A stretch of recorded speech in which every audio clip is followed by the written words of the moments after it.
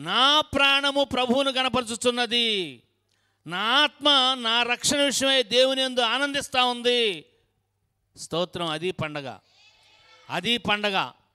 నిన్ను గూర్చి నన్ను గూర్చి చెడ్డ మాటలు బయట చెప్పుకుంటుంటే మనము దేవుళ్ళు ఆనందించడం పండగ, దేవుల్లో సంతోషించడం పండగ, దేవుని యొక్క రక్షణ బట్టి ఆనందించడం పండగ, మనసులో నుంచి ఆత్మలో నుంచి గంతులు వేసి అనుభవం రావటం పండగ, ఆ అనుభవంలోంచి పరిశుద్ధాత్మ అభిషేకం రావటం పండగ.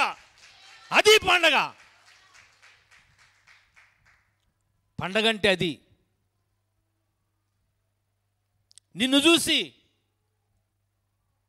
పండని గర్భం అంటే నువ్వు దేవుళ్ళు ఆనందిస్తాం పండగ. నిన్ను చూసి సత్ప్రవర్తన లేనివారని మనుషులు చెప్పుకుంటుంటే నువ్వు దేవుళ్ళు ఆనందిస్తాం పండగ. నిన్ను చూసి అసూయ పడుతుంటే నీవు దేవుల్లో నీ ఆత్మ ఆనందంతో గంతులు వేయటం అది పండగ. పండగ అంటే అది. రకరకాలైన దుర్భాషలు, రకరకాలైన కథలు చెప్పుకుంటున్నారు వీళ్ళిద్దరి గురించి. ఎవరి గురించి?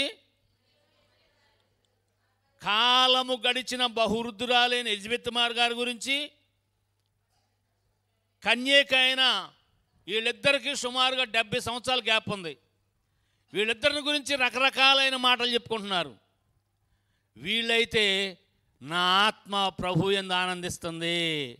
స్తోత్రం చెప్పండి. అది పండగ. కష్టం వచ్చింది, కన్నీరు వచ్చింది, శ్రమ వచ్చింది, నిందొచ్చింది, అవమానం వచ్చింది, తెల్లారు లేస్తే ఈ ముఖం చూడకూడదు అనుకుంటున్నారు.